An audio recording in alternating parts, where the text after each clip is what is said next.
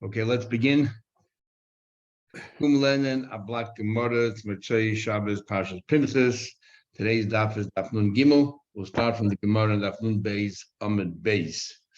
And the Mishnah said that if somebody goes out of the way to contaminate someone else's crop, and for example, truma or chulin, and which basically limits the value of that crop. If it's truma and you made a tummy, then nobody can eat from it. If it's chulin and you made a tummy, well, anybody who is tummy can eat from it, or Yisrael can eat from it generally. Or medama, that if you go ahead and you mix truma into chulin, so now it's only edible by a kohen, so it has less value. Or you're a menasech, where you pour the wine of your friend to avodah zarah, as we'll see in a minute, or we'll see. And in all of these cases, if you did b'shegi, you're a potter, b'mezid, you're a chayiv. And we're going to bring in the idea that this is considered a hezek she'ein nikah. We already had this in before, this concept. If you cause damage, but it's not noticeable, the damage, but it's not, nevertheless, it is damage. So the chayiv here is perhaps only midrabanan, or is it considered damage or not? So the Gemara, itma we learned, menasech. What exactly is the definition of menasech?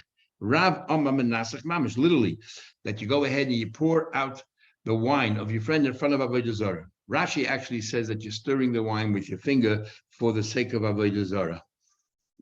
Or literally, you pick up the barrel in order to pour it for avodah zarah. So that's menasech. But you cannot tell. Look at the wine. You can't tell that there's any wrong with the wine. So it's a hezek she'ein nikah. Michael, if you poured it out, it is a hezek because you've wasted it. You poured it into another barrel or something, but you didn't waste it. It's still edible. Now, there's actually... You're pouring it to the avodah zarah. You've poured it out. In front of avodah zarah, not to avodah zarah. In front of it.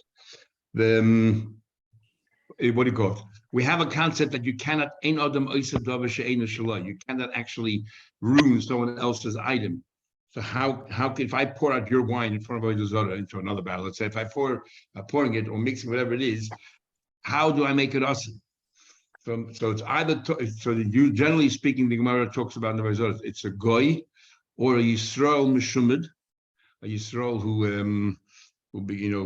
embraced another religion, or even if it's an ordinary Yisrael, if he was warned you shouldn't do it, and he persisted, then that in itself makes him like a meshumid, so he can answer it. Now, Shmuel says ma'ariv. Shmuel says it's talking about no, don't do that. Shmuel says he took existing yayin nesach and you mixed it with other wine. That's what happened here. My time, why doesn't he agree with Rav Menasech? He says when you've been Nasech, for that the Aveira is like Avodah Zarah, you get killed for it. And we have a principle called Kamle Midrabanan. When you commit an Aveira that has two punishments, a monetary punishment and also a capital punishment, then we'll give you the more serious one and we exempt you from the money. And even in a case where there was no warning, so you won't get the actual capital crime. But Shlach has already said that chayav misa shaygin, that if you did a crime that normally would come with misa, then even if you won't get killed in this instance, you just come le midrabna, you don't have to pay for the lesser crime the money. Okay. And the v'idach it's come midrabna. So how does Rav say here that there's you have to pay b'mezid money come midrabna? He said, he followed Rabbi Yirmiyah, Mishas Hagbohu the Kona Mischai Benafshel Havi Chas Nisach. You're kind at the moment you lifted it, but you're not chayiv for miss until you actually poured it. So what exactly you chayiv for when you lifted it? You didn't damage it either. So what exactly you chayiv for? So you chayiv for like as if you stole it. Now, even though your intention was not to steal it, your intention was to use it for avodah zarah. So as the Rishonim explained, but when you use it for avodah zarah, it becomes forbidden to have any benefit. So it has no value anymore for the original owner. It's tantamount to stealing it, and therefore, even though you did not have a mind to steal this barrel at all, the fact that you lifted it in order to pour avodah zarah is as if you had a mind to steal it. So Rabbi Yirmiyah says that since it's Rabbi Yirmiyah says that it's two separate periods, there's no common rabbin here, and Shmuel says that since in order to get to stage 2, you have to go through stage 1, you have to lift it in order to pour it. So therefore, it's as if the pouring started already from the very beginning. Well, the one who says menasech, the one who says that it's menasech, my time why does it say it just means stirring yayin nesech into regular wine? He says, "Ma'adav haini medameh." We already learned this concept, the principle of mixing. In the second case of medameh, where you take truma, you mix it with chulin. Same idea. You're mixing here existing yain nesach with yain. So we already know that you make a knas, even though it's not exactly the same thing. Rab says you draw similars. One knas, another knas. If they sort of the same principle, we can compare the two. You don't have to have a separate law. Shmuel, however, holds either knasahu miknasahu. You cannot compare knasim. Knasim is whatever the Chacham stated clearly. There's a penalty. That's it, and anywhere else there's no penalty. Says the Gemara, "Lamanda yalav knasim miknasa." And according to the one Rav who says you compared knasim, that's why there's no point in saying medameh and also saying menasach, which means stirring, which is the same idea. Kol hani lamin. So why in the world do you need three cases in the Mishnah? Medameh, just tell us that according to Rav, you compare the three. Just say if you go out there and you cause a damage to somebody else, even though it's not noticeable, B'mezid, you pay. And B'shegi, you don't pay. What do you have to spell out these three different cases? As if each case is so different, unique from the other ones, that if you only knew one, you wouldn't know the other two. The Gemara explains. We only knew the case of metame. Now, you metame, you took something and you made it tummy. What did you take? Eat truma. If you took truma and you made a tummy, which means now you're rendered useless, even a kohen cannot eat from it anymore. That Havamina thought was a you cause an entire loss. He cannot eat from it, nothing. So therefore, it makes sense to penalize him. But other things like medama, you mix truma and chulin, it can still be eaten by a kohen. So therefore, we would have thought maybe it's different. And if you told it metame, if the case was chulin, that you went ahead metame chulin, which means everybody can eat it, even a kohen if he's tummy can eat it. What's the problem there? I would have thought, you know what? You didn't avera. You're not allowed to generate tumah in Eretz Yisrael, and that's why we penalize you, because you commit an avera. There's no avera being metame taharis. There's no avera there. Avon medame ein malay. Maybe that's not included. The Ashminan, and there's a whole discussion whether the being metame truma is actually an aveda. Like you trace other shayim, if you're being metame truma, is it an aveda or not? And some say it's mahatredi. Now it says mishmeres truma, so you have to guard my truma. But from the Gemara here, it seems that it's not really an aveda. So metame. So others say it's only midrabanan, it's only an asmachta. Yeah, if you knew medame, if we said medame, I would say, you know what? It's very common, and because it's common, okay, therefore we make a knas. It's not often that people go ahead. Medam is you mixing truma and chul. It happens a lot of times that truma gets mixed with chul. And you have truma in your house, you mix it up by mistake. But metame is very uncommon. A malay. The Iyashmi, if we knew these two, metame, medame, I would have thought, okay, we penalize you in these cases. There's no reason not to penalize you. I would have thought, but the case of menasech, the kim you're going to get killed for it, or at least there's an aveda coupled to it that deserves to get killed. Maybe we don't penalize you. A malay.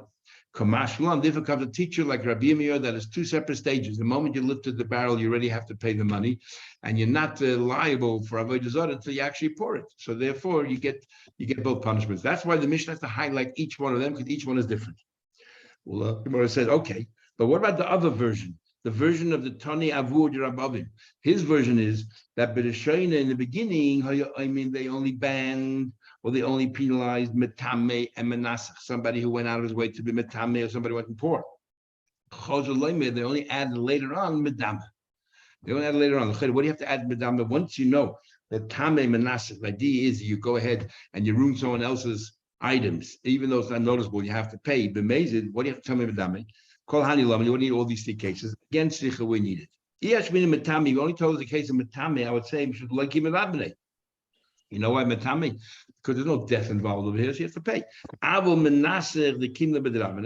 This is before we knew this discussion of medama came along. So first in the beginning, they only had metame menaser. But I would thought menaser the kingdom of there's an avera that involves getting killed.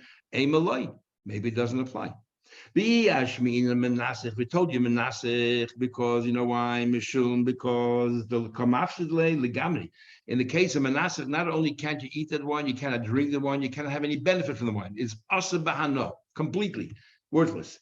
Avo Metame, in the case of Metame, even though before we said it's a major loss, but the Loy Master the Gam, not completely lost. You can use it for candlelight, you can use it to cook, to burn it, to cook and have enough from that. You can still have some use. So maybe you don't penalize, you didn't completely demolish it. So now, and if we knew only these two cases, if we knew these two cases, which is what? The case of Menasech and the case of Metame, I would have said over there we penalize him. This is a large loss, total loss, a large loss. Our Medame, but in the case of Medame, where you're mixing Truma in Chulin, there's a loss because the value of such a thing in the market is people will pay less. If there's much less of demand, it's only Koinim who can buy it. The have should move it, but still, relatively speaking, a smaller loss. Aim alone, maybe we don't penalize it. Sicher, therefore you need it. Amar Chizkiah. So now that we broached the subject of Hezek She'ein and Nikr, we have an argument now whether Hezek She'ein and Nikr Shmei Hezek or not. Rav Chizkiah said, Dvar Torah, according to the Torah, you're a mazik. The fact is that you're mazik, you cause someone damage. Does it matter whether it's noticeable or it's not noticeable? The fact is you cause someone a loss. You're a mazik. My timer, why? Because hezek she'ein nikush mehezek. A hezek that is not visible, so what? It's still considered a hezek. And it makes and if according to the Torah, if you're liable for other muad la'olam, it makes no difference whether you did deliberate or you did it by mistake and advertent, you should always be chayiv. But the Chachamim, when the Chachamim intervened, what they did was they decided, you know what, shegig, you won't pay. But shegig potter. And why did they do that? What prompted them to do that? Kadeshi idea. If let's say by mistake you go ahead and you metame someone's crop, if you're going to have to pay for it, you're not going to tell anybody. You walk away. But we want you to inform the people. They want to know whether they're doing the right thing or not. So therefore, we encourage you to reveal to them, and we're not going to penalize you for it. So the Chachamim takana was to remove the penalty or remove the halacha of paying for a case of shayik where the hezek is not noticeable. Nobody would be aware of that hezek. Says Gemara, even did deliberately. Don't you? We want him to notify the owner of this item. Says Gemara, no. If you deliberately go ahead and ruin your friend's wine or your friend's crop, why are you doing it? Because you're angry. You want that person to know. You'll tell them anyway. Otherwise, if you don't tell them, what's the point? If a person wants to cause damage to somebody, don't you want to notify them? This was actually very real until just recently, when you have all of these viruses that people send you to your computer. They cause you damage. They have no idea who actually receives a virus and what damage it does. So we do have a concept today where people enjoy causing people harm, and without even telling those people, where it came from and so on. But at least, I guess eventually, at least we know that there's some harm, that we know that there is some virus, or we find that later on there is one. Over there, the Gemara says, if you don't say anything, they'll never know. They'll never know the crop became tummy. They'll never know the wine became yain nesach. So by shegig, we removed the payment so that you should reveal them. By mezid, we'll reveal to them anyway. So we leave the din of the Torah. That's opinion number one. However, Rabbi Yechon agrees. He says, according to the Torah, according to Torah, you are potter. Why? This does not fit the normal paradigm of a hezek. The whole a hezek, according to the Torah, all the examples of the Torah is where something is quite obvious that you were mazik. An animal goes another animal. You wound somebody. In all of these cases, it's visible the kind of hezek that you are making. So therefore, we have to follow the Torah's prescription. Hezek is only something that's visible. So why is it potter in both cases? Why is it potter in both cases? Doesn't make sense. Echad makes it potter. So how could you be potter? Okay, my time. What's the reason hezek? My time only made it chayiv. If the din is that you are potter, because the Torah's examples of hezek is something which is noticeable, so you should be potter in every case. Why do we penalize you by why you have to pay if you're b'meisid? So what? The reason is this is takan zachamim. Every Mishnah we've been learning this in the second half of Shalech and Azakin is all about tikkun olam. We put laws into place to benefit society at large. So here also we're benefiting society. How is that? Because even though halachically or technically, if you cause damage to someone and it's not visible, you're exempt. But if you're going to do that, if I get angry with you, I'm going to take my revenge by exacting this kind of damage. And we don't want people to go ahead and willy-nilly just damaging other people's property. So we want we don't want people to go out there and be matame the taris of their friend. And the amen will say potani. What do I have? Nothing to lose. I'm potter. We don't want that to happen. It'll be a breakdown of society. So therefore, we put into place mazid. We're going to levy a penalty. B'shaygig, we'll leave it to the way the Torah is, which is that you are exempt. So now we're going to go through a number of questions. Now we learned in a Mishnah. It says, HaKoyanim. So you bring a carbon to the Beis Hamikdash. The kohen is the one who brings up the carbon, and the kohen can actually cause damage to your carbon, ruin your carbon. If the kohen has the wrong thoughts in mind, for example, pigel, the kohen thought that this animal should be eaten longer than the time really allotted to by the Torah, or you had in mind that the carbon should be eaten outside the Beis Hamikdash, when in actual fact it should be eaten only in the Beis Hamikdash. So if a kohen does that, what happens? Does a kohen have to reimburse the owner? Whether it's a carbon chatas and you have to bring the carbon, or even a carbon adava, but you want to bring the carbon, you want to feel good that this person denied that. So what happens? If the kohen has the wrong in mind, he thinks it's a chatas, and if it's an oil and so on, you ruined your carbon, you have to bring another one. That's pigel. They have to pay you. Same thing, same idea. If he hurts you, that you have to now bring another carbon. Is he liable or not? Hakoyanim should pigel b'mikdash, depends. Mezid, if I did it on purpose, then chayavim. Then no, they know that's possible, and they don't like you, so they did it. Then they have to reimburse you, because you have to bring another carbon, even a carbon adava you didn't have to bring, but you wanted to bring, you still want to bring it. So therefore, they have to reimburse you. And Vitani learned why is that? They tikkun olam. Sounds like min hadin, the kohen taka will be exempt. Why does the kohen have to reimburse you, at least b'mezid? Because tikkun olam sounds like a hezek she'en nikr is not really a hezek. The yamid, if you tell me hezek nikr is hezek, but people learn like chizkiyo, that hezek nikr is hezek ma'atrayed, it's a hezek. What do you mean tikkun olam? That's the law. The law is that if you're mazik b'mezid, you have to pay because you're a mazik. The high shaking between them, they tikkun olam by like hachinami kamar. In other words, what you do, but the Mishnah should say as follows: the reason why you pay b'mezid is because that's the law. Why is the kohen exempt b'shaygig? That's the tikkun olam. Because otherwise the kohen won't say a word. And this person thought, oh, I just brought my korban chatas, I'm all right. So the kohen you want the kohen to tell this guy, look, sorry, your korban is no good. You got to bring another one in its place. So to encourage the kohen to say something, we said, look, if it was a shaygig, it's not your fault. You're going to be exempt. So that's what the Mishnah should have said. Not the tikkun olam is that you pay, that's the halacha. Because hezek she'en nikr according to chizkiya is a hezek. What we should have said is, but if it was b'shaygig, you are potter because of tikkun olam. Says Gemara, it's exactly what the Mishnah is saying. What do you mean exactly what you're saying? First make the inference and then add the word tikkun olam, meaning as follows. Again, Gemara's question was, if you can tell me that hezek she'en nikr shmei hezek, so why do you pay b'mezid? Because that's the law. And why are you exempt b'shaygig? Because of tikkun olam. So the Mishnah should have said, "Hay shaygig tudin mipnei tikkun olam." That's what it should have said.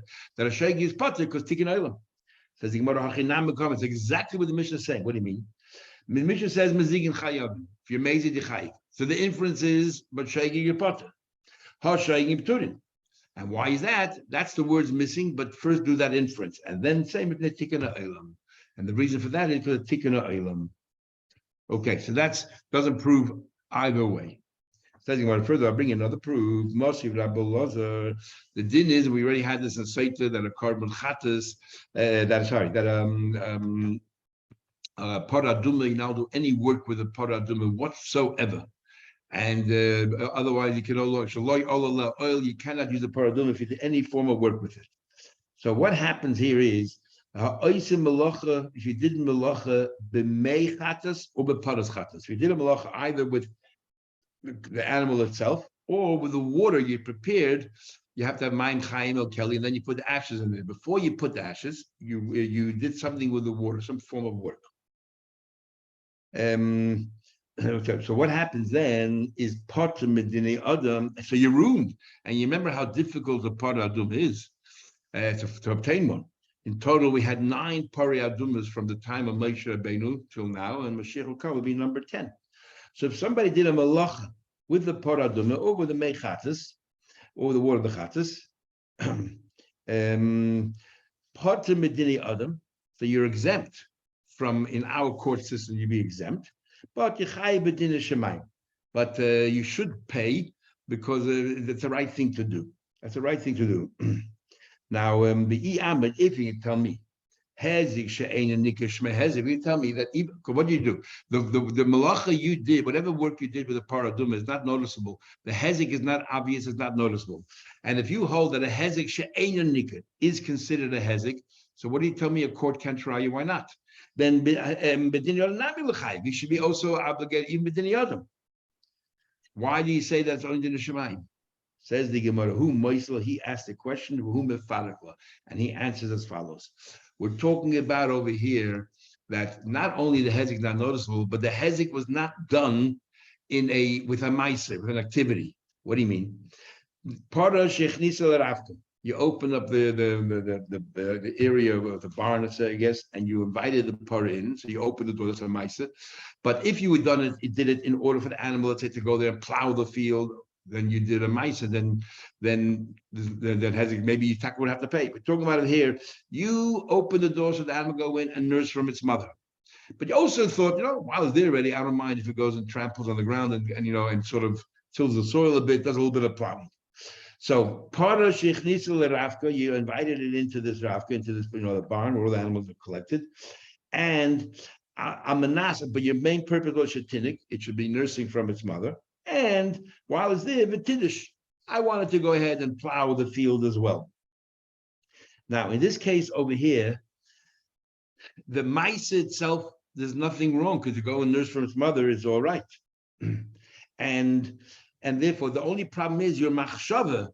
While the animal's there, I would like it to go ahead and to do its own thing and plow the field as well. That's called a grumma ben azikin. I'm only a causation here. I'm only a cause. And grumma ben azikin is potter because all it is a machshava, your thoughts. And the thoughts is a grumma. You cause it to happen and you're not liable for that. And therefore, so that's why the reason why you are potter over here is bedine adam, because there's no ma'aser of malacha here. It was all the machshava, so you're merely a grumma. So how does that work with mechatas? What malacha do you do with mechatas that it's only a machshava, that it's not really a ma'aser? Mechatas sheshakol ben mishkal. He used it as a weight. He used it as a weight, which means that you put it onto a scale, and you knew exactly what this water weighed, and then you put on the other side of the scale meat, and you said, well, this water I know weighs a half a liter, and I put meat on the other side to see whether the meat is more than a half a liter, less than half a liter. So you didn't do any ma'aser with the water. I just put the water on the scale. My intention was to put things on the other side. The ma'aser was on the other side when I put the meat afterwards. So this is only machshava. So that's why in these two cases you are potter medini adam. Nothing to do with hezek nikir or hezek she'ena nikir. Even if you hold that a hezek she'ena nikir is a hezek, but the way I did the hezek was with my machshava. It's only a cause, a grumma, and a grumma is potter by nazikin. Says the Gemara, so how do you reconcile that with the Rava? Who Amar Rava, didn't Rava say that mechatas, sheshakol mehem mishkal, use it as a weight? Shade, it's actually kosher. Not only didn't you do a malacha but ma'aser, he doesn't render it possible because you didn't do a malacha. So how do you reconcile the way you understood the brisa with what Rava said? Says the Gemara, loy kasha. It's not a problem. Ha begufan, ha bekenegdan. Ha begufan means that you actually let's say you have connected is what we just learned right now. You put on one side of the scale, and then you put on another side of the scale, and therefore that's what the Rava is talking about. So that's actually all right because you did nothing. You did absolutely nothing. What's the case that the Braisa says that if you did a malacha with mechatas ichai bedin shemayim, is talking about that they have a glass and they put the water in the glass and they have lines there. That if the water reaches this line, it's a liter. The water reaches this line, it's 2 liters, and they know how much water they have there. And then they place the meat in the water and they watch to see where the water level rises, and then they know exactly how much meat they have there. That's called doing a malacha begufa. But nevertheless, it's not really a malacha with the water itself. And therefore, the Mishnah says it's part of the Adam and Chayidin Shemaim. Rava's case is where you put it on a scale, and the other side of the scale, nothing happens. It's not even possible for paraduma. Says the Gemara, That's what we're talking about. The gufan, maisik of it. Why does the Brisa say you put it on? If you actually put the meat inside this water, you put the water in this particular cup, measuring cup, and then you put inside the meat and water and you watch to which level it raises. You're working with the water itself. Why do we say you put it in the other? The chayda maisik of it. So and if you hold that hezek she'ein and nikah shmei hezek, then bedini an namlechai, you should be taken to court. You just ruined a very expensive paraduma. Elag says you're right. Rava and the Brisa are both talking about you didn't do any work with the water itself. They're both talking about a scale. On the other side, you put meat. What's the difference in Rava's case and Rava? Like kasha. It says you have to have mishmeres, meaning you have to guard them. Our Brisa is talking about that while you put it on the scale, you sort of absent-mindedly a little bit. You forgot, you didn't watch it all the time, and that's why. But that kind of the act itself is not possible. You didn't do anything. But since you didn't guard it at the time, so therefore, how did it become possible? Through lack of monitoring it. Again, that is merely a machshava. That's really a cause, and that's why you only chayiv b'dinei shemai and not b'dinei adam. And the Rav was talking about lo askadaita. You were monitoring it all the time. So what's wrong? You weren't masir das, putting it on one side of the scale. You don't do any malach of the water at all. That's when you put the meat on the other side, and therefore you're working with the meat, not with the water itself, and therefore it is mutter. So the bottom line we're learning over here is that anything to do with machshava. A machshava is merely a causation, and therefore you are potem b'dinei adam yechayev b'dinei shemayim. So everybody discusses. So how come pigul? We say the kohen is responsible. Pigul is machshava. What's pigul? Pigul is that you're thinking while you're doing the carbon, you are thinking that the wrong time, the wrong place, and yet we learn clearly that you have to pay. If you did it b'mezid, you have to reimburse the person. But why? Isn't that grama ben azikin only a cause? Why is pigul different than the case of mechatas? So some say, in fact, Rashi Baba Kamla said, the pigul is only if you actually say the words. It's not enough just to think it in your head. You have to say it. Because Rashi says they're ba'omer. So therefore, because you said it, that's more like a maaseh. Then here we're talking about the paradum. You just had it, in your mind. Over there, you actually did a maaseh by talking. Or others say, because pigul has to happen during the shechita or during the sprinkling of blood, you're doing a maaseh with it. So even though it's in your mind, even hold you have to say it. So even though it's in your mind, but because you're doing a maaseh at the same time and it's only effective while you're doing the maaseh, it's considered as if you're doing an activity. By paraduma, it's purely limited to your mind. Anyway, we haven't resolved it. So we have an argument. So the Gemara continues. Says the Gemara. Papa asked the following question: Gozal matbeya. Let's say you stole a coin, Venifsel then decided to take it out of currency. So now the din is when you steal an object, you have to return the object yourself that you sold. The heishiv esagzela asher gozel, and we're going to learn it in Samach Zayin, Baba Kama, and other places. But if it's no longer exactly the way it was when you stole it, in other words, you made a shinui, a change, then you're only obligated to pay money, not the object itself. But in this case here, the coin looks exactly the same. What changed was the law of the land. The law now is that this coin is out of currency, you can no longer use it. So the question is, can the nigzel say to the guy, I stole the coin, here, take it back. But before it had a lot of value, now it has nil value. What happens? Or, for another example, so Gazel Mabeh Benifsel, or let's say he stole Truma, but Benitmas. When he stole it, it was Tar, and now it's Tameh. And as a result of now being Tameh, they cannot use it. The Kohen can't eat from it. Can he say to the Kohen, here, take your Truma back? But now it has no value. Third case, Chametz. You stole whiskey from the guy, and now after Pesach, it's Chametz, all of Pesach, which means it's now forbidden to have any benefit. Can he say to the guy, here, take your whiskey back? The din is, in all of these cases, you can say, take it back. Why? Because in all these cases, the damage that was incurred is not visible. You cannot see the damage, it's not noticeable. If somebody can mute themselves, please. It's not noticeable. Now, the Iyamid, if you can tell me that Hezek and Yannikish Hezek, if you can tell me that even if it's not noticeable, it's Mamash Hezek, how can you give back the whiskey after Pesach? Before it was worth whatever X amount of dollars, now it's worthless. Hi Gaznu, is a ganith, and he should pay the full price if you hold that Hezek Sheinikr is actually a Hezek. So he says here, to Yufta, it's a very good question. This is how we repudiate Chizkiah's opinion and we don't follow it anymore. We don't follow it anymore.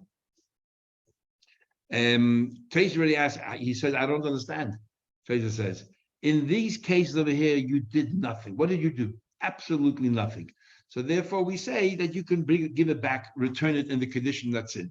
But in the cases that we learned in our Mishnah, you went ahead and you did something.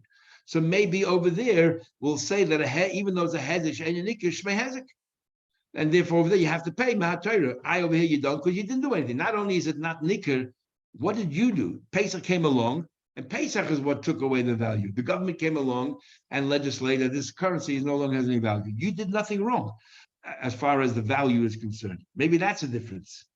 I tell you what to say, that since if you hold that hezek she'ein nikr is called a hezek, then it's as if these hezekis are nikr, and therefore what? Therefore it's a shinui. And if it's a shinu, the din is the heishiv is like zela shagazi. You can only return an item if it's exactly the way it was when you stole it. And if this hezek, not an unnoticeable or not noticeable hezek, has the same status as a noticeable hezek, then there was a shinu that took place before the coin had value. Now it had no value. So therefore, the Gemara said the din should be that you cannot return the whiskey after Pesach, reimburse the person, unless we're going to learn that a hezek that's not nikr is not a hezek at all.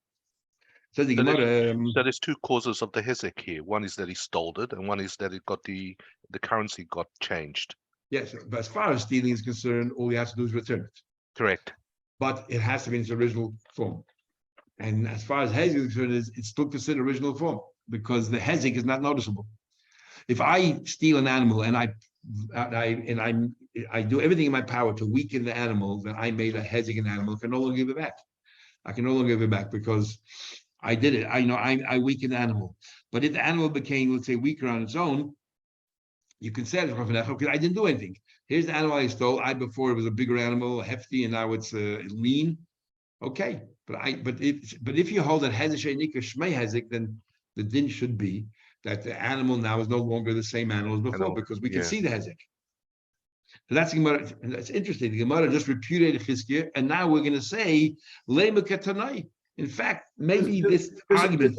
Does nikah mean literally only that which you can see, or does it mean something which is not discernible? Because if it's discernible, like the example you gave, you stole the animal, you stole the ox, we used for plowing, and you did something that you gave back the ox, but suddenly you can't pull a plow anymore. So it's clearly nikah that it can't do its job. True, but there, if it happened over there when it happened by itself, it's over there it's even less because you didn't do anything. There's 2 points over there. By the case of Gzela, where you stole an animal and got weaker, or some of the fruits became rotten, you did nothing. It happened by itself. In our case, you did something, and hezek she'ein nikah basically means is the hezek that you did. If you wouldn't reveal it to us, nobody would know. You made a tameh. You made a yayin nesech. How would anybody know? The wine physically looks exactly the same. Right, but in the case here of the matbeh shenifsal, also you can't tell. You're true, but because over here you didn't do anything, so it's a bit hezek she'ein nikah there is a little bit broader. That the coin itself physically, the physical substance of the coin is exactly the same. The physical mashke after Pesach is exactly the same, even though we all know that it went through a Pesach. We all know that what do you call it? The coin's currency is no longer currency, but because it happened by itself and you didn't do anything, that's called us a hezek she'ein nikah. Okay, so you hear it's a bit broader because you didn't do anything. So the definition became a bit broader than when you yourself did it. Made the hezek. Okay, so let me get tonight. In fact, let us say this is a machlekes tonight. What's the story? And this is what the Gemara is going to go on now to tomorrow's Gemara as well. We have a machlekes Rameir and the Chachamim. Whether the mazid you're liable. What about b'shegig? So we said in our Mishnah b'shegig you're potter. And the machlekes whether maybe b'shegig also we should penalize you shegig otu mazid. We had this a number of times in Shas. Do we penalize you if you do things inadvertently, so that because if you did it amazed, you're liable? Maybe even b'shegig, we should also penalize you to make sure it doesn't happen again. Or do we say we won't constant shegig because of mazid? Mazid is forbidden and shegig is permitted. It was it's an argument between Rameh and Rabbi Yehuda. The Gemara, let us say, initially the Gemara wanted to say that the argument has nothing to do with what I just said, has to do with whether hezek she'ein nika is called a hezek or not. But the Gemara will conclude has nothing to do with that. It has to do with whether we cancel shegi or tamei. So the Gemara, let us say an argument. Tanoi, hamid tamei, hamid damei, hamid nasif. So you made someone else's crap tamei, or you went ahead, you took trumi, mixed with chulin. Or menasach, you poured some wine, or you stirred some wine. Like Rashi said, echad shegig, the echad made it. I don't care what condition you did it. Chayiv, you're always liable. Different mesh. I mean, it's clearly that even this chayiv. Now, my love, what's the crux of the argument? Ma'asava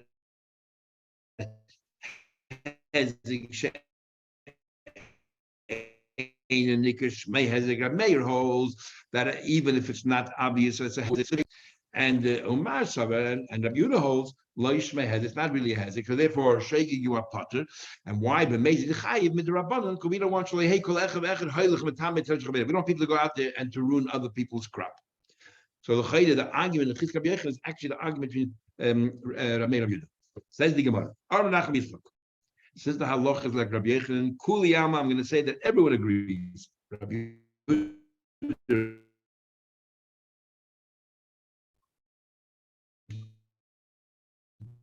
Are you having problems as why well? does Rameir say if he did a b'shegig, you're liable? V'hacha b'kansu shegig. Say that again. You just cut out. Can you just go back a little bit? Remotely, there seems to be some problem with your computer. You're cutting out every few minutes. And everybody's having You're bouncing around. Okay, so 1 second. I'll put it on, you know what? I'll go on my phone and see if I can do that. Oh, 1 second. Is it now better? Yes. That's better. Okay, let's continue. Try. Okay, Can you go back So- a little bit? We missed a bit. from where did you miss? I'm Rav Nachman. Okay, so Nachman by Yitzchak says that their argument is not between whether it is hezek nikar is hezek or not a hezek, but rather everyone agrees with Rabbi Yechon, which is the halacha, that hezek she'ein nikar is not a hezek, but they're arguing whether we cancel shegig or to meiz or not. Amar Nachman Yitzchak, Kuli Alma, everyone agrees that hezek she'ein nikar loish hezek. Over here, you know what the argument? Whether konsu shegig or to mezid kamifli, whether we penalize someone a shegig or to mezid. Ma'asava, one of them holds konsu shegig or to mezid. Yes, we will penalize a shegig for a mezid. The mezid you'll have to pay, so we're also going to make you pay b'shegig. That's from Meir. Well, Ma'asava like konsu mezid, and Rabbi Yehuda holds even though b'mezid it's you're liable, but not b'shegig. Okay, so Meir holds that we penalize. We're going to penalize a shegig or to mezid, even though it's like a double derabbanan. B'mezid hezek she'ein nikar loish hezek. So why do you have to pay if b'mezid? We don't want people to go around and to harm other people's things, okay, and damage other people's things. And then we're going to go another knas, and we're going to knas shegig because mezid. So you have like a double knas. And Rabbi Yehuda said we don't do that. Says the Gemara. Let me ask a question. V'rami de Rab Meir ad Rab Meir, v'rami de Rab Yehuda. We're going to find somewhere else where they say exactly the opposite. The Tanya we learned this in a few places. It goes as follows: Hamevashel b'Shabbos. If somebody goes ahead and cooks on Shabbos b'shegig, if somebody says cooked by mistake on Shabbos by mistake, is the deniz yeichel? Everybody can eat from it. According to Rab Meir, shegig, we're not going to penalize you. You can eat from it. Your guests can eat from it. But b'mezid, if on Shabbos deliberately you went ahead and cooked, then lo yeichel, you cannot eat from it at all, and what do you call it? And till after Shabbos. After Shabbos, everybody can eat from it. So what do we see? Meir holds we don't penalize a shegig at the mezid. B'shegig we say that everybody could eat from it on Shabbos. The mezid you can't till Motzei Shabbos. So it's clear Rameir does not penalize shegig at the mezid. That's already a problem with the previous piece. But then let's move on.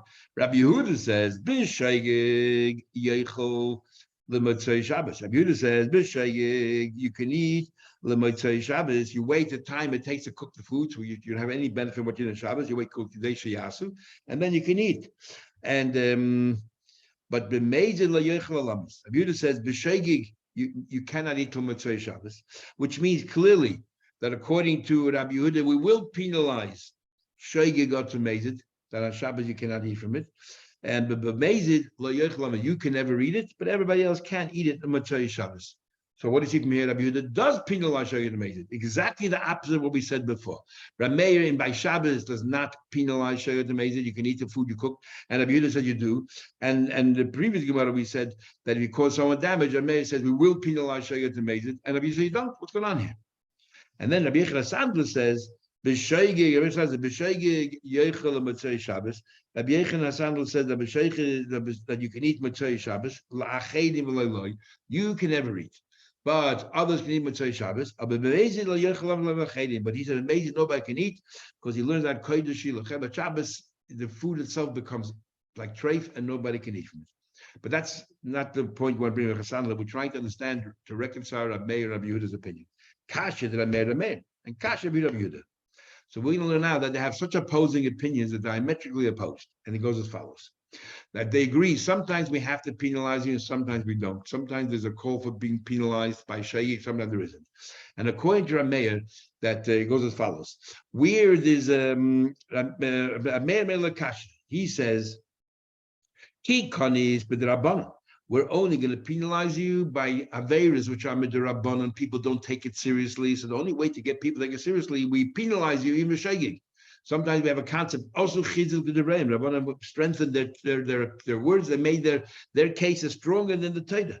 Therefore, since mitame and medame are only yisur in the Rabbanan. Now, why are they yisur in the Rabbanan? Because a hezek she'eina nikir loish mehezek. So mahatayda, you didn't do anything. So he'll be mazik somebody, but it's only an Isa de Rabbanan.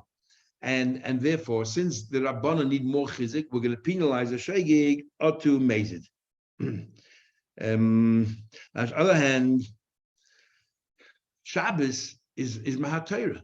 And because Shabbos is Mahatayra, there's no reason to penalize you b'shaygig because people are not going to say, oh, if I did a b'shaygig permitted, tomorrow I'm going to cook deliberately on Shabbos. It's Mahatayra. People are going to follow what the Torah says. So, when do we feel it's necessary to make penalties for shaygig? But the Raisa the Kanis, but the Torah, there's no point in making penalties. Says the we're talking about. The third case in our Mishnah was wine libations.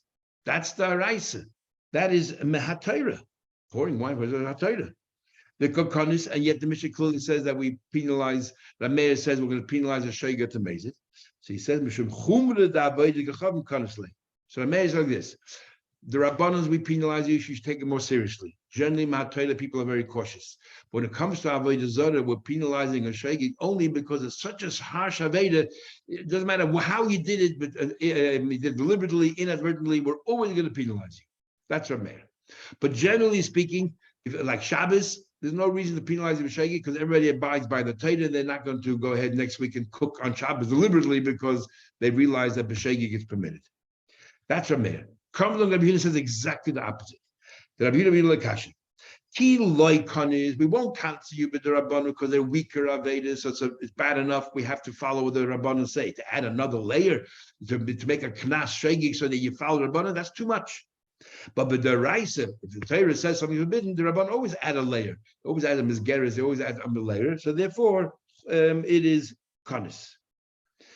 So that's why we cancel. So the question then is, so you would have you to hold that all isurim in the Torah. We add another layer and we penalize it. We penalize it. So if you cook on Shabbos, b'shaygig, we're not allowed to eat from it on Shabbos. You have to wait till Motzei Shabbos, they shiyasu. So how come you said in the case of our Mishnah Menasich, which is an Issa in the Torah, and you said we don't penalize you? I thought you just said that all Issa in the Torah you do penalize. So you don't penalize. So he answered, because it's such a strict Aveda, people are so careful that it hardly happens that people do things b'shaygig and there's no reason to penalize. Exactly. Everything Rabbi Meir said, Rabbi Yehuda is 180 degrees differently, which it doesn't normally happen. But it's exactly the opposite. Says the Gemara, let me ask another question. But Rami, I have a problem with Meir. So what he tell me Meir is that if it's an Isa the Rabbanan, Meir will cancel. An Isa the Raisa, Meir will not penalize, except Avodah Zarah. So that's a question. The Tanya will in a Braisa, Shabbos, if somebody plants on Shabbos, we're not allowed to one of 39 malachas. So if you did a b'shaygig, then you can't. You know what? You can leave the seeds there, let it stay there. But memazid, if you deliberately went ahead and planted on Shabbos, then okay. You have to remove all the seeds. Divrei Rameir. So what does Rameir clearly say here? That so this is clear. I mean, this is simple. B'shegig, we don't penalize you, and memazid you do, which conforms Rameir's view. But in the Isurim of the Torah, we don't penalize shegig. But the next part, b'shvius, when it comes to Shemitah, you're not allowed to plow your field, you're not allowed to plant your field, but you did. Bein b'shegig, bein b'mezid, you occur. Now we have a problem. He was an East in the Torah called Shemitah, and yet you're telling me that b'shegig you have to remove the seeds. We penalize you. Why? The mayor said that Isurim the Torah we don't penalize. Rabbi Yehuda, we'll come back to that. Rabbi Yehuda says, b'shvius, when it comes to Shemitah, b'shegig, yekayim, when it comes to Shemitah, yeshegig, you can leave the mezid, you have to remove it, right? Rabbi Yehuda says in Isa in the Torah, b'shegig, you can leave it, which is also problematic. Once I go Shabbos, bein b'shegig, bein mezid, okay, Shabbos. Now, Shabbos, Rabbi Yehuda said before that when it comes to serving the Torah, we penalize even shegig. But Shemitah is a problem according to Rabbi Yehuda. Anyway, the Gemara is only asking right now, focusing on Rameir. So how is Rameir going to explain why Shemitah, he says, that if he did it with shegig, you have to remove all the seeds, when Rameir clearly said that any Yisurim in the Torah, bar Avodah Zarah, with shegig, we're not going to penalize you, because people are careful. And they're not going to go ahead and do it tomorrow deliberately because B'shegi would permit it. So how is he going to explain Shemitah? Says the Gemara, you're asking a question for Rameir. Forget that. Look at the focus on this Bryce itself and see if it makes sense. Why should Shemitah be different than Shabbos? The same Rameir says, on Shabbos, we're not going to penalize you B'shegi, right? If you planted on Shabbos, leave the seeds in there if you did it by mistake. But on Shemitah, you got to take it out. How do you explain that? They're both from the Torah, and yet one case you did penalize b'shegi, one you didn't. How do you reconcile those two? So let me ask you a better question. Let's ask. They're both my Torah. Ma'ishla Shabbos and Ma'ishla Shvius. So you're going to have to give me a different explanation. There's a reason for it. Nothing to do with what we're talking about penalizing Shogit Amazing. What's the reason? As follows. Why do I say b'Shabbos b'shegig yekayim? Why do I say on Shabbos if you planted by mistake, leave the seeds there, and b'mezid yaker and only mezid you have to remove them, and by Shemitah b'shvius bein b'shegig bein b'mezid yaker? Why should there be a difference? I'll tell you why. Really, we don't penalize shegig or mezid, and that's why on Shabbos you don't have to remove the seeds. But that's why if you cook the Shabbos b'shegig, you can eat the food. But you know why Shemitah you do? For a different reason altogether. And that is as follows. When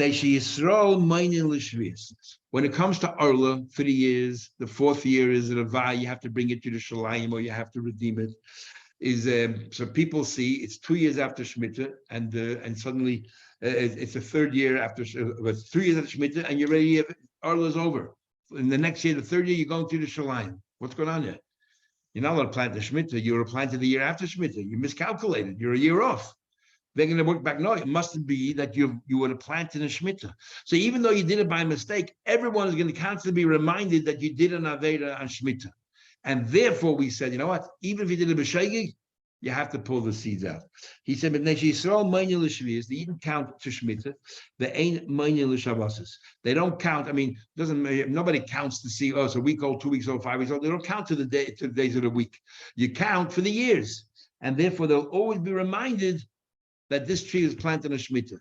And therefore even if they did B'shegig, we don't want you to let the tree grow, remove the seeds. Another reason is, you cannot trust Yidden when it comes to Shemitah. It's the most difficult test that Yidden have, to let your farm go fallow for an entire year, not to plant it. And where you're going to get a revenue from, your source of income. It's a very big challenge, and we know that Yidden didn't keep Shemitah in the first base of English. So therefore we're choshid, and that's why even b'shegig we're going to aser. But Shabbos people kept. So therefore Shabbos we said shegig, okay, it's all right. It's Shemitah that we said it's not all right. Says why do you need a second reason? What was wrong with the first reason? It's really one thing. This is how you're supposed to read it. You can argue Shabbos Nami. You're telling me that you constantly be reminded that this tree was planted on Shemitah. And that's why we decided to tell them to remove all the seeds. Well, sometimes people remind us planting on Shabbos. How is that? Uh, We know that if you plant a tree within 30 days before Shemitah, it's considered as if you planted in the 7th year. But if you planted 30 days before and earlier, it's a year on its own. In fact, 30 days is already considered a whole year. So people see that, what do you call it? People see that a year, 2 years after Shemitah, you bring in net to the Vai, and then say, what does that mean? When did you plant it? And you'll say, oh, you planted it 30 days before Rosh Hashanah, so therefore it's a year on its own. And people are going to remember somehow, oh, 1 second, 30 of Rosh Hashanah 30 years ago was Shabbos. So they'll also remember that this tree was planted on Shabbos. So if we're worried, okay, maybe less likely, but people are going to remember. So if you're worried that the idea to have a tree planted on a Shemitah, even though it's B'Shegig, is not good to constantly be reminded, it could also happen on Shabbos. People remember that it's Shabbos. You're going to say Shabbos Nami. Shabbos also Zimin on occasion. The Mikli Yom Lamed b'Shabbos, 30 days before the Shana coincides with Shabbos. The Inotahu Yom, and if you plant it on that day, who the Salka Leishasa, we treat it as if it was an entire year before the Shana. The Eloi, and if not, Leishasa Leishasa. If you did it 29 days before the Shana, it's not a year on its own. It's part of Shemitah year. And so therefore, it also should be a problem. And therefore on Shabbos, we should say, you know what, all Shabbosim, we should remove the seeds because there's a possibility that this is going to happen. People remember that it's Shabbos in that instance. Toshma, another reason why Shabbos we're not concerned if you did something b'sheging Shabbos is not a problem because people generally follow Shabbos and Shemitah is a problem. That is because Nechshadu Yisrael ala Shvius, Eden did not observe Shvius properly. But Shabbos they all kept. So people did not keep Shemitah, but they all kept Shabbos. No. People are going to remember when that tree was planted. No, they'll ask the question. It looks so young. How, is it a full year? They'll say, "Oh, I planted 30. I just chapped it on." He's so proud of himself. And somehow or another, people remember that 30 days was a Shabbos. The Rabbi Yehuda, we have a problem with Rabbi Yehuda as well. Like kasha, that isn't a problem either, and that is why, because Rabbi Yehuda says that on Shabbos we will penalize you, and on Shemitah we won't. Rabbi Yehuda says if you did it b'sheging and Shemitah, we will let you leave the seeds in the ground. Why? Because ba'aseh Rabbi Yehuda, when Rabbi Yehuda lived, they're on the contrary. People there observe Shemitah even more than they observe Shabbos. So Shabbos he penalized the shegig, and Shemitah he didn't. I mean, everything about Rabbi Yehuda Meir in this argument is totally opposite each other. And how do I know that? There was a case. The Amalek Chaveda was a person who was very nasty. And he made a very disparaging comment to his friend, and he says, you Ger, the son of a Giyeris. Which you're not allowed to. It says, you're not allowed to remind them that they're about Shuvah, you're not allowed to remind them of Ger, especially you're trying to embarrass them, you're not allowed to. But that's what happened.